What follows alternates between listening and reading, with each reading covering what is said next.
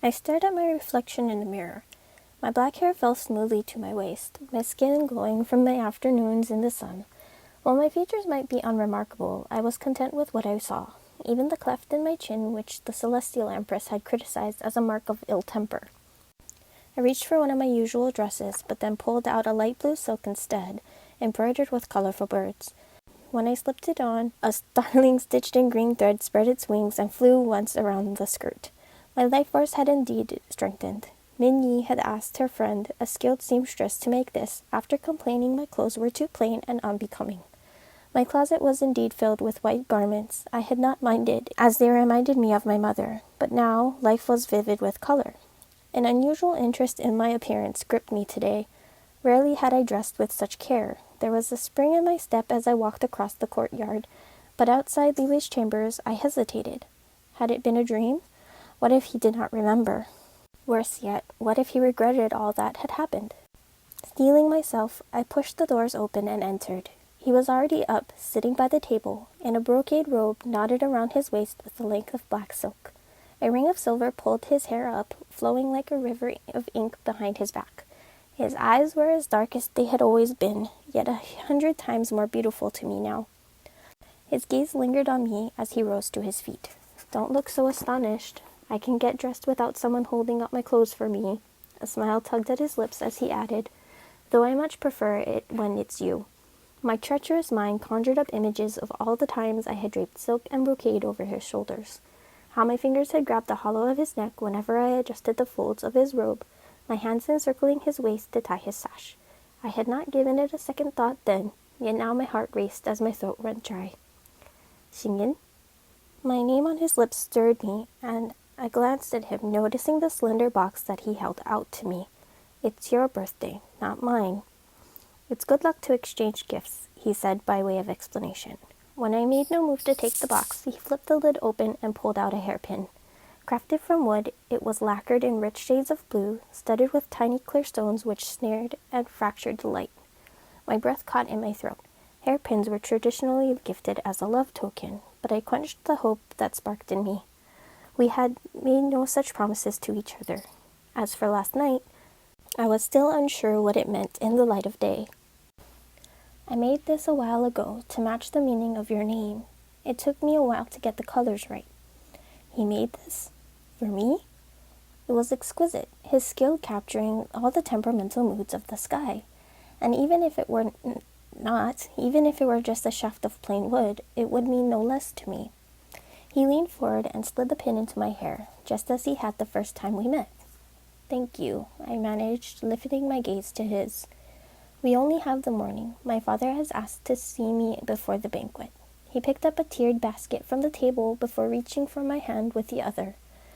"Will you change your mind and come tonight? It would mean a great deal to me to have you there. It would make it a lot less dull." His mouth curved into a persuasive smile. My insides twisted at the thought of seeing their celestial majesties. But this was Li Wei's celebration, and a part of me was curious about this side of him which I so rarely saw, that of the heir to the throne. And now I found myself wanting to spend each moment with him, feeling an unfamiliar twinge when we were apart. "Yes," I told him, "I will come." In the courtyard, Li Wei summoned a cloud. It struck me that he could now leave the palace at will, which meant he would assume his court duties soon. I pushed aside a wave of anxiety. I would not taint today with doubts of tomorrow or fears of the past. Although when I stared at the cloud, I could not help thinking of the last time I had flown on one with Ping Er. Stepping onto it, Li Wei pulled me up behind him. The cloud was soft and cool, yet firm beneath my feet. When it darted through the air, I stumbled, but Li Wei grabbed my hand to steady me and didn't let go. After a few moments, I began to relax. The cloud soared so smoothly that I soon forgot my fears. Flying in the daylight was infinitely more pleasurable than fleeing in the night. Towering mountains, shimmering lakes, and lush emerald forests unfurled like a scroll painting beneath our feet. As we darted through a light shower of rain, the droplets that grazed my skin were as refreshing as morning dew. I might have been cold with the gathering dark clouds obscuring the sun, but for Li Wei's hands over mine, infusing me with warmth. We landed in the middle of a forest, the likes of which I had never seen before. Not in the Celestial Kingdom. not even in my dreams. Peach blossom trees bloomed as far as the eye could see, their branches laden with pink and white flowers that laced the air with a heady sweetness. Whenever the wind blew, a scattering of petals drifted to the ground. I caught one in my palm, velvet soft, lighter than air. Where are we? Somewhere in the mortal realm. The mortal realm? My voice rose in alarm. Immortals were forbidden from descending here without leave from the celestial emperor. Long ago, they had roamed this world at leisure. Perhaps they enjoyed the rush of power to walk among those weaker, to hear their songs of worship or terrified pleas. To the mortals, they were not just immortals, they were gods. However, this had led to great turmoil. Mortals were terrified by magic, and too many destinies were altered through such interference, causing the untimely deaths of some or saving others from fated calamities. The keeper of mortal fates persuaded the celestial emperor to issue an edict banning all immortals from venturing here freely. Though many lamented this outcome, none dared to challenge the command. Since then, our realm was veiled from mortal sight, and with each passing year, their memories of us faded further into myth and legend. All they say now when they look up into the sky were the sun, moon, and the stars. Are we allowed to be here? I peered furtively at the sky, half expecting the keeper of mortal fates to descend and haul us back for punishment. Liwei lifted an oblong piece of jade that hung by his waist, intricately carved with a dragon, an imperial seal. With this, we can go anywhere we wish, he assured me, dropping it down where it clinked against the sky drop tassel. One of the few benefits of attending those lengthy discussions at court. After walking a little further into the forest, we sat beside a gurgling stream. The soft grass was blanketed by pale petals, a few already browning at their edges, a reminder that nothing here stayed the same, each moment bringing all creatures closer to their inevitable end. I could not help thinking of my father, growing older with each passing day. A longing gripped me to search for him, to seek him out if he lived still. But Liwei knew nothing of my parents, and how could I tell him now? I was glad he could not see my face as he unpacked the basket. Out came a porcelain wine jar, golden pears, and an assortment of steamed buns, some stuffed with sweet bean paste, others with meat. As I searched for one, my hand collided into his. He whisked the plate out of my reach. How about a challenge for these? I groaned inwardly. Without my bow, he would probably best me at any other weapon, and while I did not care much for the prize, I cared even less for losing. Oblivious to my discontent, Liwei searched the ground until he found 2 sturdy sticks, tossing me one. I caught it midair. Don't you think the odds are weighed in your favor? You're the better swordsman, at least for now, I muttered under my breath. He circled me with a predatory grace. Already conceding defeat? I leapt to my feet at once, my fingers tightening around the rough bark. A length of white silk appeared on his palm. I'll cover one of my eyes, but I'll still win. By all means, I said sweetly, trying not to gnash my teeth. I could have spurned his arrogant offer, but I would grasp my advantage just to dent his pride. A breeze swept through the trees, raining flowers upon us as we stood opposite each other. I sprang at his blindfolded side first, hoping to take him by surprise. Liwei flung his stick up to block mine, withdrawing quickly to strike my calf. I hissed, whirling to stab him in the chest. A breath whooshed from his lips as I darted out of his reach. A moment before we flew at each other in earnest. The peace of the forest disintegrated with the crunch of our feet against the stones and dried leaves, the crash of our colliding sticks. I could not help a rush of admiration for his technique, his fierce attack yet swift recoil, each move controlled and yet free.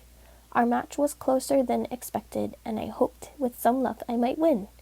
Spotting an opening, I lunged forward, but he leaned back low, my stick slicing through empty air. Before I could retreat, his hard blow knocked the stick from my hand. I stifled a cry, struggling to conceal my frustration. If it had been with a bow, I would have beaten you with both my eyes closed. Grabbing a bun from the basket, I tossed it to him.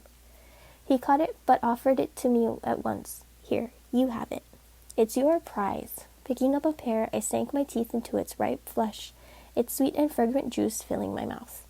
When he tried to give it to me again, I shook my head. Do you want to challenge me for the right not to eat it? I asked archly.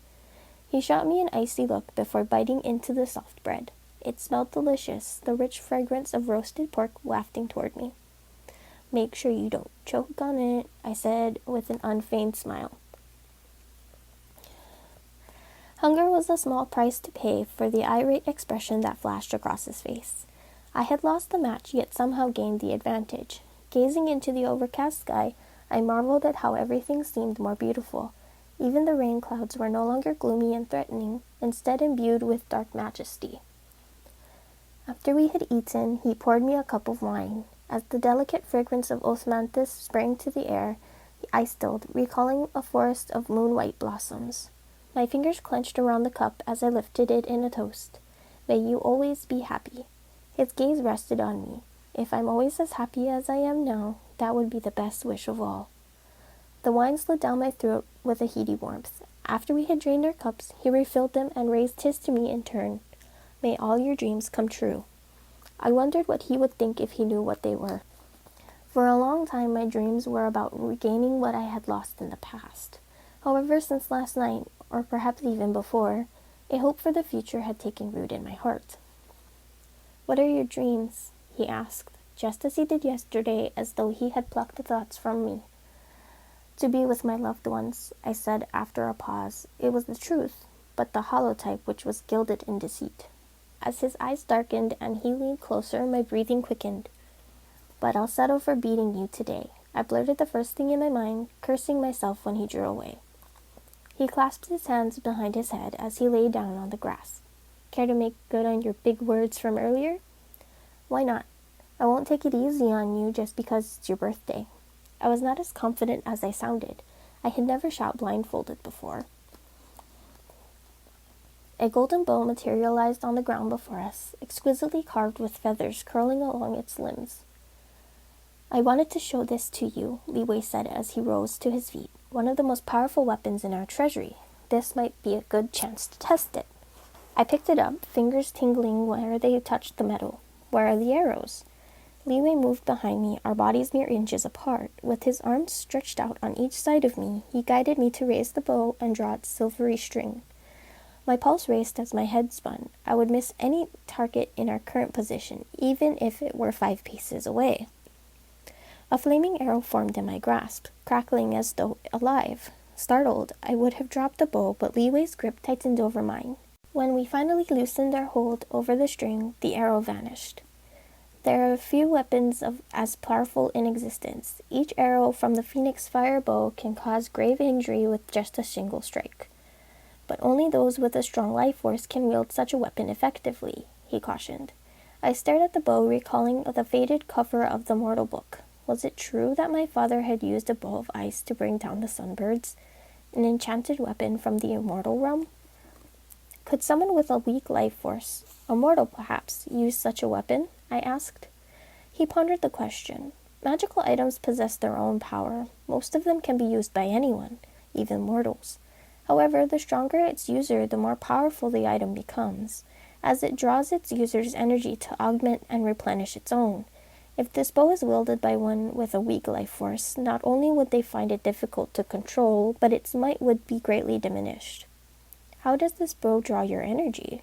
It doesn't feel any different from the others. He leaned closer, his breath coiling into my ear. A weapon such as the Phoenix Fire bow forms a connection with its user, seamlessly absorbing his or her energy.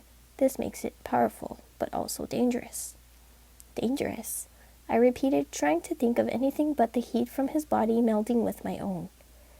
Dangerous because in the tumult of battle, the users of such weapons may not realize how much energy has been expended until it's too late, he said gravely. I swallowed hard, recalling Teacher Dao Ming's stern warning never to drain myself. Stepping out of his arms, I passed the bow to him. You first. Did you have a challenge in mind? He asked. How about one of skill, not speed this time? I suggested, thinking about my prior loss. He bent down to pick up 2 withered peach blossoms as his magic swirled over them. Their color bloomed once more, the petals gleaming like they were sculpted from rose quartz. Whoever shoots it down from the farthest distance will be the winner. I took one of the flowers from his palm, now as hard as stone.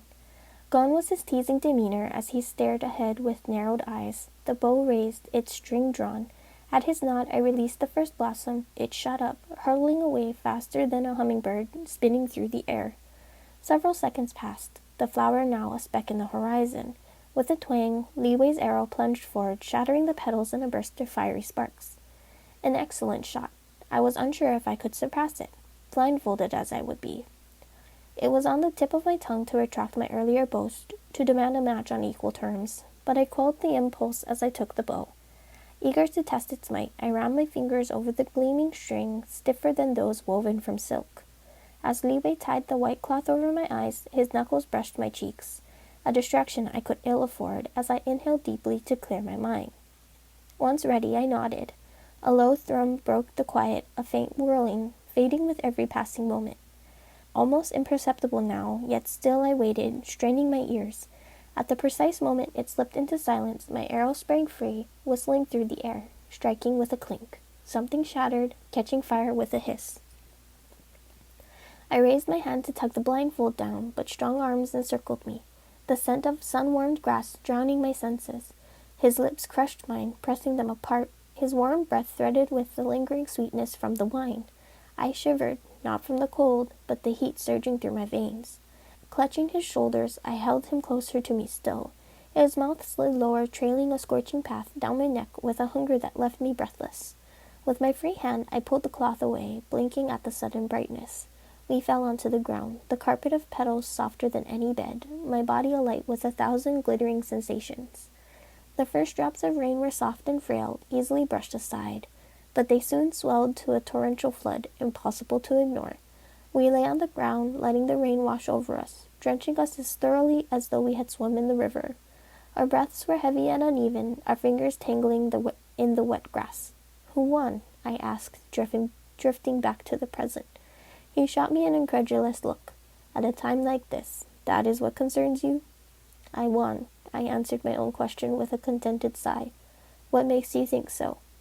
"If you had won, you wouldn't have distracted me. You would have rubbed it in my face, mercilessly." He raised himself up on an elbow to stare at me. "Is that what you believe?" he asked in an aggrieved tone. "Very well. The kiss had nothing to do with how you looked when you drew the bow and hit the mark, even though it had already disappeared." He shook his head. Why did I fall in love with someone who takes such pleasure in grinding my pride into the dust? My lips parted in disbelief. "You love me?" After all our time together, did I have a choice? I laid my palm against his chest, in no mood for flippancy. "Are you serious?" The light in his eyes blazed a path to my heart, and his hand reached out to capture mine. "Yes." As a child, my mother had cautioned me against looking directly at the sun, telling me the brightness of its glare would blind me. Perhaps it is something her own mother had told her. While it might be true for mortals, I now doubted such a thing could harm an immortal's sight. Still her warning stuck. Whenever I saw the fiery orb in the sky, I would instinctively turn or shield myself. Today I had finally dared to gaze at the sun, allowing its radiance to blaze through me unhindered, spilling through my veins until I was aglow. Never did I imagine such luminous joy existed, and never again would I be content to remain in the shadows. After the downpour, the sky was clear once more. Li Wei summoned a cloud to take us home, and on the way we dried our clothes. Had we returned in our sodden state, we would have given rise to prying questions and unwanted gossip. As we flew back to the Jade Palace, my spirits were lighter than the clouds we passed. In my room, I sank onto my bed in a dreamlike daze. Rest was far from my mind, as the exhilaration coursing through me smothered all hope of sleep.